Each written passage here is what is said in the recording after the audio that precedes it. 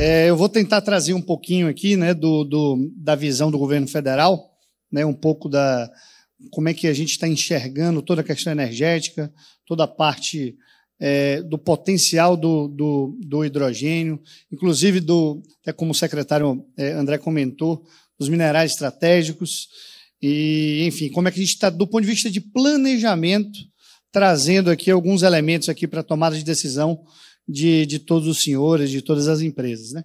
Tem uma apresentaçãozinha que deve estar entrando aqui. Bem, eu vou começar. Basicamente, obrigado. Valeu, sempre bom. Acho que, começando um pouquinho, né? Eu represento aqui, como eu comentei na minha fala inicial, a empresa de pesquisa energética.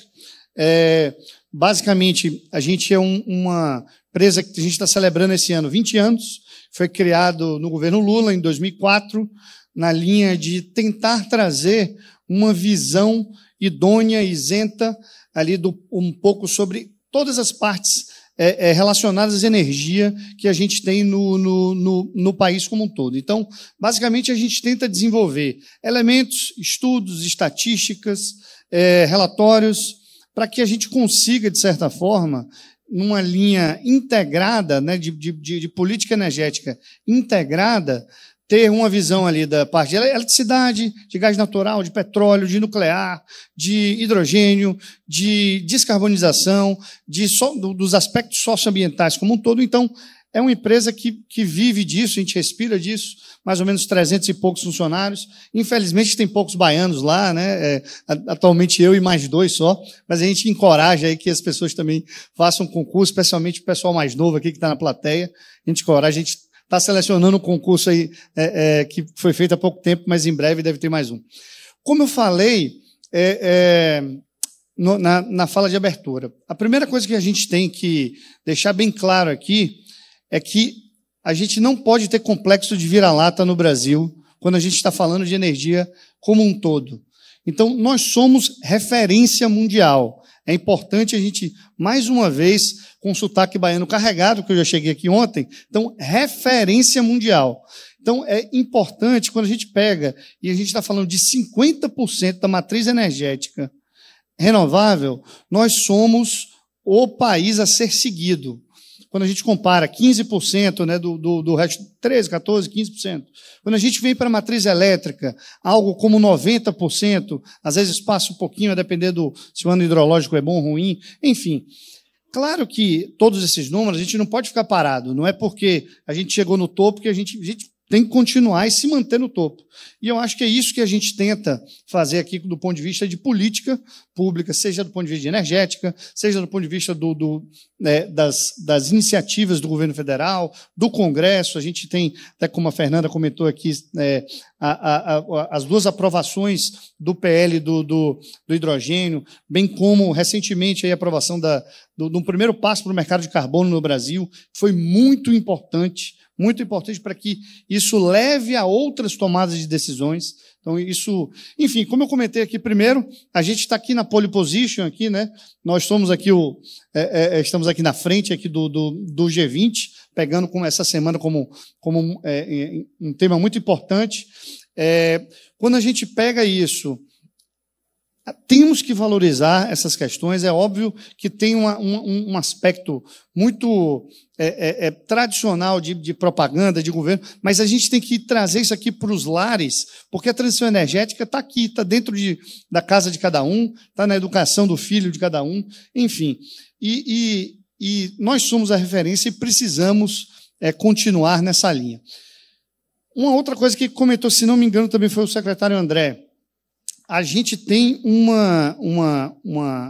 para a gente atingir essa questão de tentar não passar do 1,5, né, que a gente vem comentando ali, no 1,5 graus, a gente tem uma série de tecnologias ainda que precisam ser desenvolvidas. Então, esse gráfico aqui do lado direito dos senhores e senhoras, ele é um gráfico que vem da Agência Internacional de Energia. Basicamente, é um cenário que a agência estabelece ali. Olha, como a gente chegar no net zero, né, no balanço de emissões zero em 2050, e uma série de tecnologias que ainda estão em desenvolvimento. Então, a gente sim precisa muito de tecnologia, de pesquisa e desenvolvimento, de inovação, e é fundamental para que a gente consiga combater as mudanças climáticas, atingir 1,5, gerar mais empregos, gerar empregos sustentáveis, renováveis, né, como os que me antecederam aqui no palco. Um próximo slide. Minha apresentação tem um número grande de slides, também deve ficar disponível para todos vocês. Por favor, façam uso. A gente tem ali também uma preocupação do ponto de vista de governo. A gente não pode, de certa forma, pensar, olha, ok, vamos investir somente aqui em questões renováveis, mas não pensar na segurança energética. Porque, querendo ou não, ao fim e ao cabo, a gente precisa ter o interruptor funcionando ali no final do dia, não importa a condição que a gente tenha hidrológica, condição de vento, condição de recurso solar. Então, a gente tem uma demanda crescente no Brasil. Isso traz um desafio de como atender essa demanda crescente. A gente tem que expandir transmissão, a gente tem que expandir gasoduto, a gente tem que trazer novas políticas públicas que consigam extrair a riqueza nacional e gerar esse desenvolvimento econômico. Então, é um desafio grande que a gente tem, não é na mão só do governo, não é na mão dos empresários, não existe bala de prata, existe uma série de balas aqui, ao mesmo tempo de bronze, enfim, de qualquer cor, que todas têm que ser feitas, todos têm que ter a sua decisão para que a gente consiga atingir. Esse slide, eu sempre fico na dúvida de colocar, mas ele traz um pouco é bastante poluído, eu sei disso, não é o ideal de se mostrar aqui, mas fica bem claro aqui para vocês o que a gente precisa fazer quando está pensando no desafio de redução de emissões de gases de efeito estufa. Não adianta a gente pensar só na energia, né, que está ali na parte de baixo, ainda mais porque, do ponto de vista, quando a gente pensa de energia elétrica, desculpa, nosso setor elétrico ele representa uma porcentagem bem pequena do ponto de vista de emissões do Brasil, mas a gente tem que pensar em como desenvolver tecnologia para substituir atividades do ponto de vista de transporte, na indústria, na biomassa, no óleo e gás. A gente estava também que comentaram aqui muito da questão do nosso potencial aqui na Bahia, especialmente a questão do petroquímico, do ponto de vista energético. Então, isso eu encorajo, né, o governo federal tenta encorajar esse desenvolvimento cada vez mais de política e tecnologia para que a gente consiga também descarbonizar, não somente ali na origem, mas também no consumidor final. Que isso tende a ser vamos dizer assim, você tem um ganho muito maior do ponto de vista de redução de gases de efeito estufa. E aí, trazendo um pouco aqui agora para a parte do hidrogênio. Então, a gente vê ao longo dos últimos anos inúmeros relatórios, inúmeras instituições trazendo aqui o tema de hidrogênio. Será que isso aqui realmente... Será que existe um exagero? Será que existe uma bala de prata? É uma esperança? Isso não é só em uma parte do mundo, você vê o mundo inteiro fazendo isso, Ocidente, Oriente. Então, o que a gente quer em relação a isso tudo? A gente precisa ter esse controle do ponto de vista, especialmente de emissões. A gente tem uma possibilidade de tentar, na indústria, no transporte, na agropecuária, na energia, como eu comentei no slide anterior, ter essa utilização do hidrogênio. Ele tende a ser um competidor energético muito importante para essas metas que nós precisamos aí para os próximos 10, 20, 30, 40 anos, seja qualquer rota que for, eletrólise, reforma a vapor, pelo gás natural, por outros combustíveis. O importante é que a gente tenha um hidrogênio, especialmente no Brasil, que a gente tem essa possibilidade de baixa emissão de carbono, é o que a gente defende, é o que está lá na lei, né, na 14948, se eu não tiver errado o número. Então, tem que pegar todo esse potencial e tentar trazer isso aqui para o nosso dia a dia. E como é que a gente vê do ponto de vista mundial, né?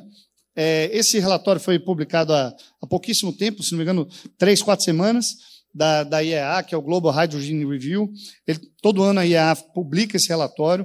Caso não conheça, acho que é importante. Ele tem uma série de elementos interessantes de ver. Aqui eu destaquei um pouco de como que andam assim os anúncios de projetos no mundo inteiro, né? Todos os tipos de projetos. Então, aqui não estou me referindo somente ao hidrogênio por meio de eletrólise ou por meio da reforma vapor, enfim. E a gente vê uma tendência de crescimento cada vez maior, ou seja, aquela pergunta, esperança, a gente tende a achar que ela está mais para a esperança do que a outra palavra, e a ideia, é claro que existe muita coisa, o próprio relatório traz uma análise a respeito do custo, que é um desafio, é algo a ser superado. A gente tem aqui o grande exemplo, a gente estava falando aqui do Atlas da Bahia, né, do ponto de vista do Atlas eólico lá de 2009, 2010. Eu lembro quando a EPE recebeu uma cópia lá, achei bacana, era um livro grande assim, com bastante informação, e aí o pessoal também que trabalha ali comigo falou, não, Ivanovski, olha aqui, você que é baiano, você tem que decorar esse Atlas aqui, enfim. Mas quando a gente pega ali a energia eólica, quando a gente pensou no Proinfa, e traz hoje a valor presente, energia eólica, eu não posso estar errado na conta, mas está entre 400 e 500 reais por megawatt-hora. Quando a gente traz aqui para a realidade, ou os menores preços que foram negociados em leilão, algo como 150 reais por megawatt-hora, eu acho que esse é o caminho natural do hidrogênio que a gente vê, são os desafios que vão ter. A gente entende ainda que neste decênio a gente sim consegue chegar a preços competitivos. A gente até faz uma análisezinha dessa no PDE, enfim. E onde é que está o Brasil nisso tudo, né? Pegando ali, saindo do aspecto mundial, trazendo para o Brasil. O Brasil tem uma capacidade, é um país que, do ponto de vista de recursos, sejam eles renováveis, sejam eles também fósseis, por que não? Sejam eles de biocombustíveis, que tende a trazer ali uma atratividade para o setor energético mundial como um todo. O hidrogênio, isso também é muito realidade, especialmente diante aí do baixo custo de geração que a gente tem. Claro que a gente tem muito desafio ainda do ponto de vista do valor final da energia elétrica. Reduzir, isso sim, há uma série de iniciativas para isso, redução de subsídios, enfim. Mas é fundamental que a gente explore essa possibilidade que nos foi dada, como recurso natural, como país, e transforme isso em valor agregado, em investimento e, no final das contas, em PIB, em uma transição energética justa, inclusiva, enfim. E aí, a partir disso tudo, a gente criou aqui no Brasil o Programa Nacional do Hidrogênio, né, que, enfim, tenta aí trazer esse aspecto da neutralidade tecnológica, até como a gente colocou aqui um pouco antes, tentando trazer ali todos esses aspectos para uma mesma base e poder ser utilizada no consumo, na geração como um todo. Isso a gente percebe que, ao longo do tempo, vem sendo uma estratégia bastante coerente. Até, claro, a gente pode chegar aqui numa discussão, né, de como saiu ali na lei. Será que os 7 quilos de CO2 por quilo de hidrogênio é correto? Não poderia ser mais ambicioso? Claro que sim, eu concordo com isso.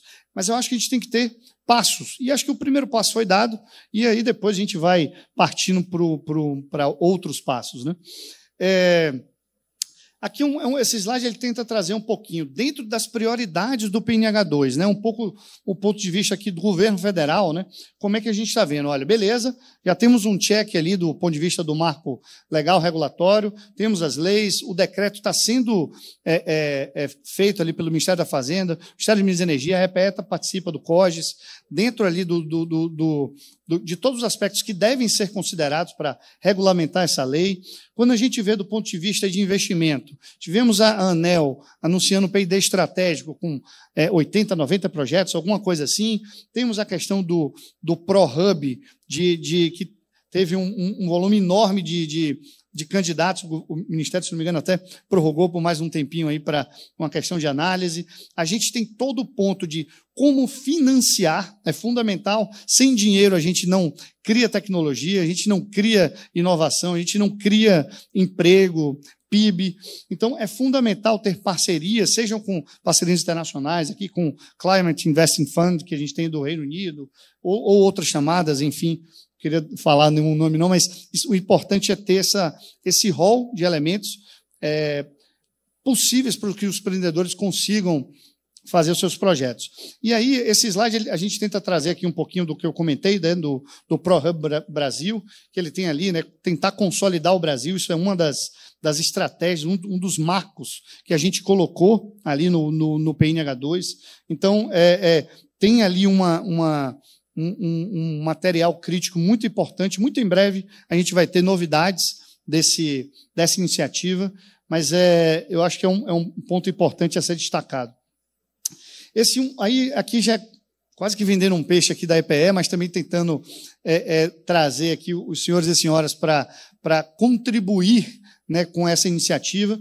A Agência Internacional de Energia ela tem um Technical Collaboration Program, que é o Hydrogen TCP. O Brasil está sendo representado lá na IEA. Muito recentemente a gente entrou, né, nesse grupo. É um grupo de diversos países do mundo. A gente fez esse evento aqui, por exemplo, em Buenos Aires, na semana passada, onde estavam presentes aí diversos países também aqui da América do Sul, América Latina, que também pretendem se integrar aqui ao programa. É importante porque, por meio dele, a gente pode descobrir uma série de questões e debater. Vamos debater sobre ciclo de vida útil do hidrogênio, aonde considerar. Vamos bater sobre certificação, que amanhã teremos um painel aqui. Vamos debater um pouquinho sobre hidrogênio de baixo carbono, vamos falar do 4, do 7, enfim. Então, é importante a gente estar, no mundo como um todo, antenado a isso, e essa é a ideia do TCP da IEA.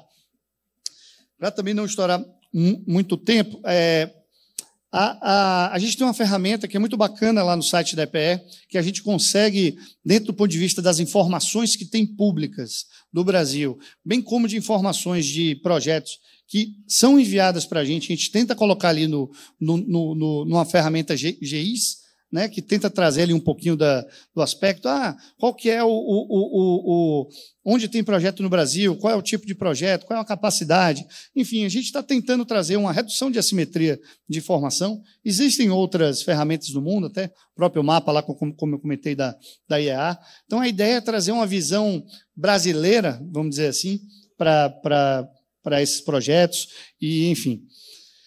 Aí, o último ponto aqui agora que eu queria deixar, que são os próximos slides, né? A gente, recentemente, na penúltima sexta-feira, a gente lançou o Plano Decenal de Expansão de Energia, que é um documento, basicamente, que o governo federal, em conjunto, né, com todos os elementos que a gente tem da sociedade, com os governos do Estado, a gente consolida isso, né, num relatório. Esse relatório está em consulta pública, ele tenta trazer todos os aspectos de energia que a gente julga importante. Então, convido-os, por favor, a acessar esse documento, esse relatório, esse documento.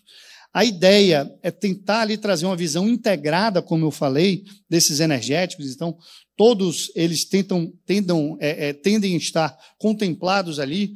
Falar alguns slides aqui, é uma coisa simples, números que a gente também gosta de ver, né, do ponto de vista de PDE, próximos 10 anos, o que a gente vê de investimento do ponto de vista de energia no Brasil?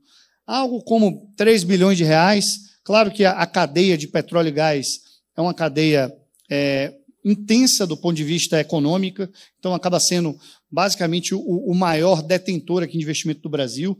Mas quando a gente pega energia elétrica da ordem de 110 bilhões de dólares, biocombustíveis, algo também como 100 bilhões de reais. Então, a ideia é a gente, nesse documento, trazer um pouco das oportunidades que o Brasil tem do ponto de vista de energia.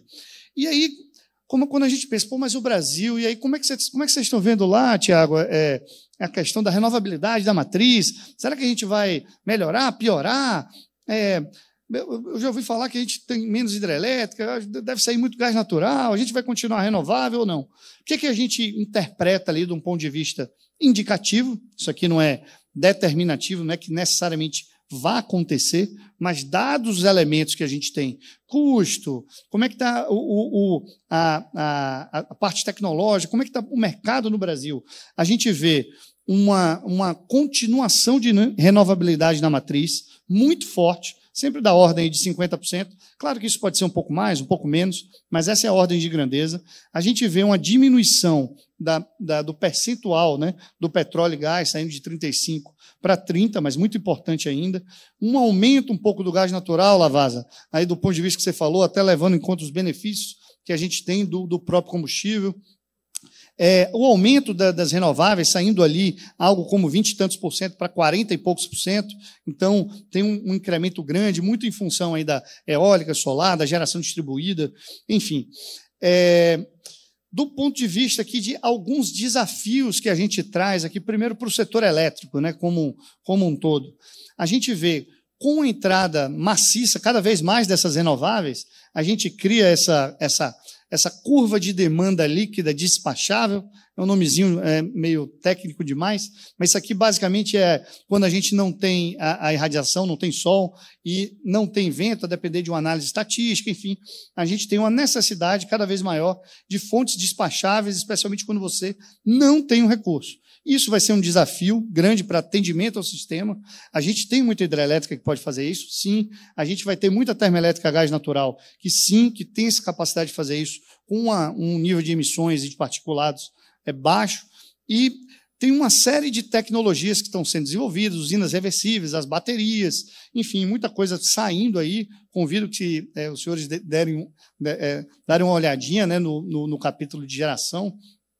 A gente tem um desafio, né, que é um desafio notório da expansão da geração distribuída, que a gente vê ali no final do horizonte algo como 58, 59 gigas no cenário de referência. Isso pode passar um pouquinho, chegar a 70 ou ser um pouquinho menor, depende de como tiver também toda a questão do custo, da atratividade.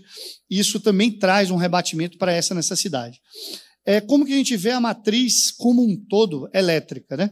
Então, a gente vê ali um incremento da geração distribuída, como eu falei.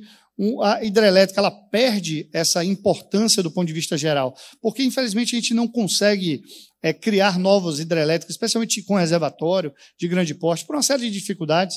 Aí acho que não é o caso aqui.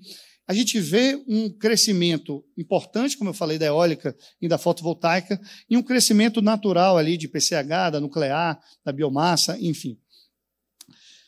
Alguns pontinhos que eu queria só deixar também de provocação, esse já é o penúltimo slide. A gente vê aqui 2 pontos muito fortes que a gente está trazendo para o debate aqui dentro desse PDE. Um primeiro ponto é justamente o hidrogênio, que aqui estamos, né? Também já tem uma série de estudos aqui também da EPE, mas é a primeira vez que ele vem consolidado com a linha de demanda. Quando a gente pega, né, o número de projetos que aqui estão, especialmente no Nordeste, ele tem uma demanda vultuosa, né, então não é trivial se estabelecer recursos de transmissão, de distribuição para isso. Existe uma necessidade, né, o famoso o dilema do ovo e da galinha, né? Você tem que explodir transmissão, mas você tem que ter consumo, e como é que isso, do ponto de vista prático, se realiza. Então, a gente fez aqui uma primeira simulação ali no PDE para trazer para esse debate, é fundamental, é algo que a gente já tem um debate ferrôneo já com as associações do setor. Um outro consumidor que vem despontando muito fortemente, especialmente dos últimos 3 anos para cá, são os data centers. Então, a gente já vê ali um número de pedidos, algo como 5, 6 gigas de possibilidades, mais de 10 gigas de data center. É fundamental na época de transição energética, de inteligência artificial, enfim, a gente tenta trazer isso lá no PDE. Outro ponto aqui fundamental, também como o secretário comentou, a gente traz um debate sobre os minerais estratégicos e como que o Brasil pode se aproveitar disso, gerando riqueza aqui. É algo que a gente tem potencial e precisa dar um passo maior nisso. Esse gráfico aqui que parece, na verdade, aquele cartucho de impressora, né, da HP com as cores, enfim, mas basicamente ali, esse gráfico, o que ele traz? Ele traz uma análise de 4 cenários internacionais, olhando no médio e longo prazo, seja da Agência Internacional de Energia, seja da OPEP, da Organização de Petróleo Mundial, da IRENA, da Organização de Renováveis, e como um cenário que a gente criou aqui junto com o Banco Interamericano de Desenvolvimento e o SEBRE, tem uma série de palavrinhas, então ali tem biocombustíveis, hidrogênio, armazenamento, captura de carbono, economia circular, desenvolvimento socioeconômico, e a gente tentou ali reduzir uma figura só, o que cada um desse relatório aborda e quais são as interseções. E a gente vê o hidrogênio, ele está bem ali no meio, não dá para ler aqui direito, mas depois vocês pegam ali no relatório, e está lá muito claro como um tema fundamental para todos os aspectos, seja um aspecto mais ligado ao petróleo, como o da OPEP, seja um aspecto da IRENA, que está ligado às renováveis do ponto de vista mundial, com diversos interesses geopolíticos. Enfim, a gente tenta trazer isso aí. Aqui eu comentei já que é um pouco a parte dos exemplos que a gente traz ali no PDE. Queria também só dar um aviso, que é a aprovação da Política Nacional de Transição Energética, né? Isso vai ser configurado mais na prática através do FONTE, que é um Fórum Nacional de Transição Energética, que uma série de membros da sociedade vão contribuir para que o Brasil tome as iniciativas vamos dizer assim, o caminho certo das políticas públicas para a transição energética. A partir do FONTE, a gente tem o PLANT, que seria esse planejamento como um todo, né, o Plano Nacional. Enfim, uma série de atores vem trabalhando, o BNDES, a própria EPE, a FGV, enfim, acho que é importante trazer isso aqui. E, como consideração final, acho que até colocar um pouquinho do que eu já trouxe aqui antes, a transição energética, a troca, a descarbonização, não é uma virada de chave, não vai ser da noite para o dia, é um processo, isso vai aos poucos, não é uma corrida de 100 metros, é uma maratona, é um Ironman. Então, assim, é algo que aos poucos a gente vai construindo isso daí. Existem muitos desafios e oportunidades, como a gente pode ver na questão dos segmentos comerciais, industriais, como a gente descarbonizar. Então, o hidrogênio se apresenta aí como uma possibilidade e uma oportunidade quase que única mundial em relação a isso. A gente vê muitas mudanças aí nos próximos anos, seja de modelo de negócio, de mercado, de redesenho de mercado, com a questão do mercado de carbono aprovado, com a lei do hidrogênio. Apesar disso tudo, a gente precisa ter segurança energética, precisa ter robustez, confiabilidade no sistema, então não vamos alterar, não vamos dar um cavalo de pau, a gente precisa ir corrigindo o rumo aos poucos para que a gente tenha essa segurança eletroenergética do país.